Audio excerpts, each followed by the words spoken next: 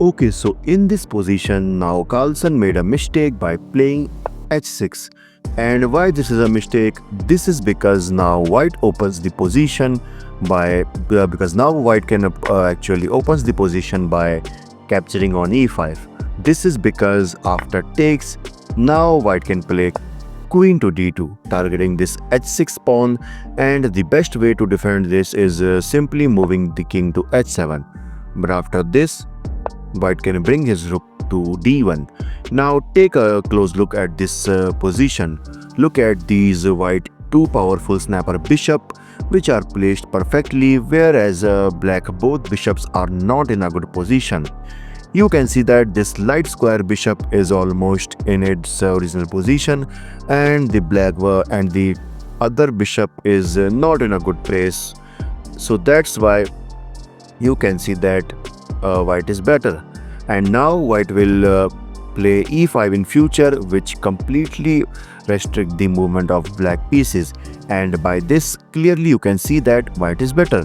So that's why instead of h6, instead of this move in this position, Carlsen must consider the move which is c5. This is because suppose if takes, then after takes, and if queen to d2, but simply knight to c6, and clearly you can see that in the next move black will place his knight to d4, which is a perfect outpost for this knight. And if white decides to bring his rook to d1, however, black will simply brings his knight to d4, and obviously this knight can't be removed, because if white decides to exchange, then after takes you can see that white has to lose his another piece, and by this you can see that this position automatically becomes equal. Okay, so in the actual game, after the move h6, here white goes for queen to c1.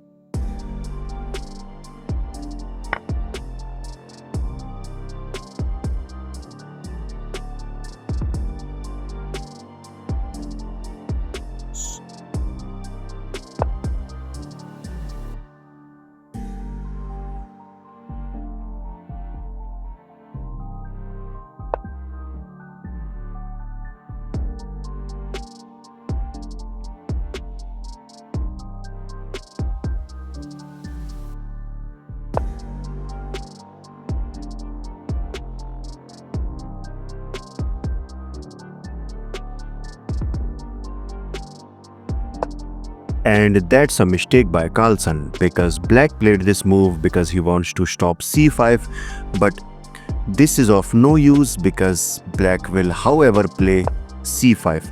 This is because after suppose takes, bishop takes c5, knight takes c5, queen takes c5, queen takes c5, knight takes c5, and after the dust settles, you can see that black gets 3 isolated pawns, whereas white have these 2 connected pawns, which will give significant amount of advantage to white in the endgame.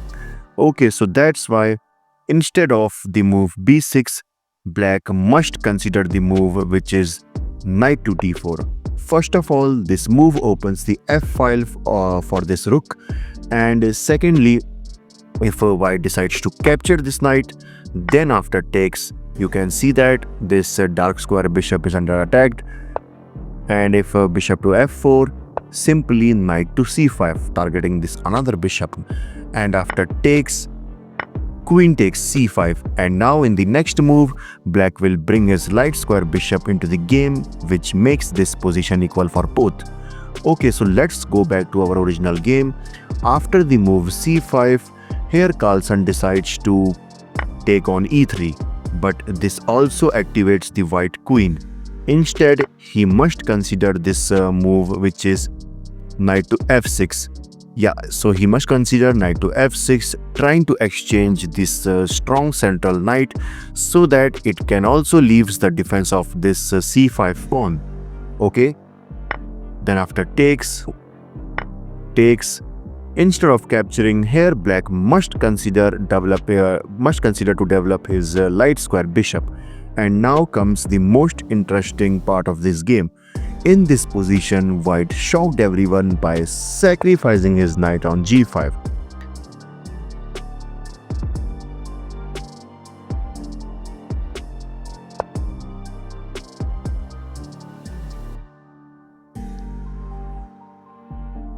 And yeah, so let me tell you something that here Carlsen decides to go back, but if you takes, suppose if black captured this, then black is gone.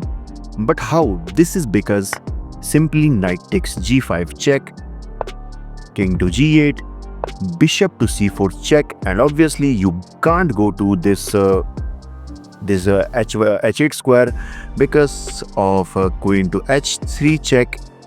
So that's why black has to place his rook to f7.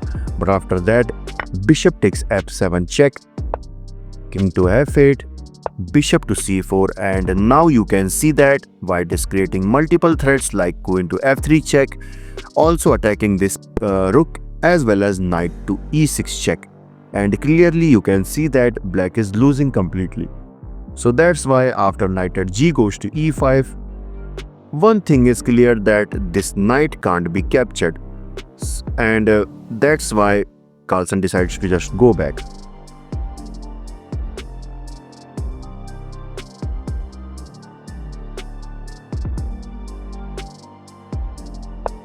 And now the best move for black is to capture this knight. This is because suppose if queen takes g6, then black will simply defend this mate by placing his knight to f6, which automatically guards this h7 square. Okay.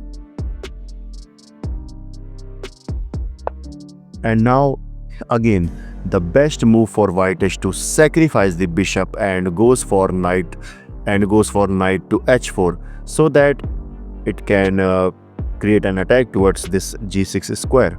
But instead he made a mistake by capturing on c4, and now you can see that this game becomes equal.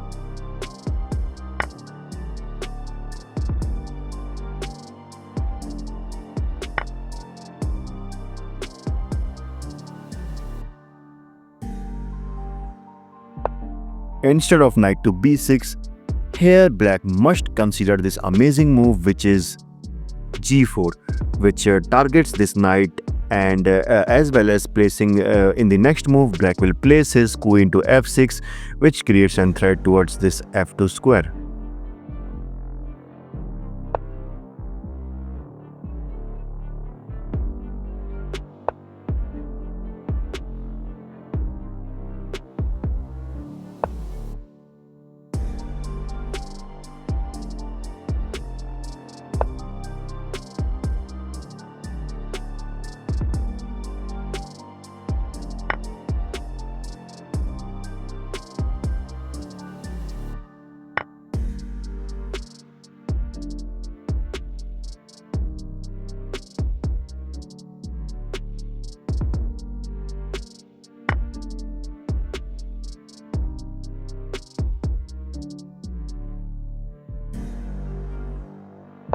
And now the best move for white is to just double the rook by rook at b goes to e1. This is because suppose if black captures this rook, rook takes e4, knight takes c4, rook takes c4, bishop takes b2, knight takes g5. Now you can see that black is now unable to stop these connected pawns of white, and clearly white is winning. But in the actual game, after bishop to f5, he missed this move rook to e1, and instead he goes for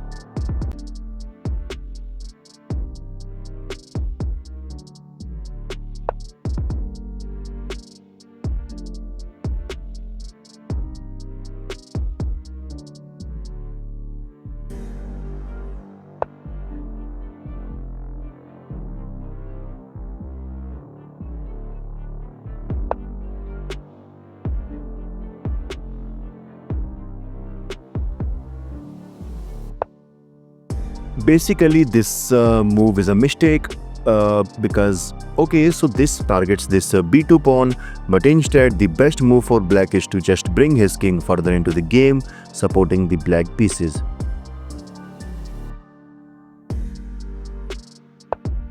But guys, instead of this knight to b3, here this pawn push might be the better option so that it can remove this knight.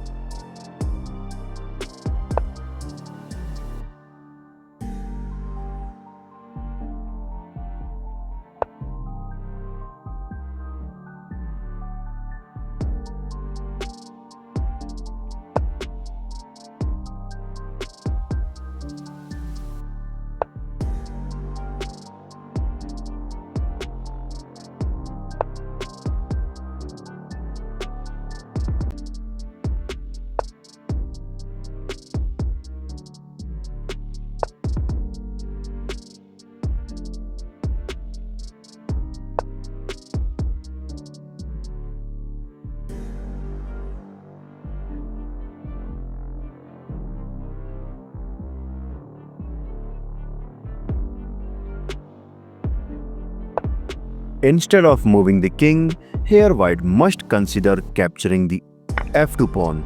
This is because if you takes, now black is losing because this bishop is very important for black, which is stopping this a pawn from pushing further. But after it lose, now you can see that white is winning. Okay, so in the actual game, after king to e2, knight to d2, a huge blunder by Carlsen, but guys, knight to d4 check is the better move because by this, black will be a piece up.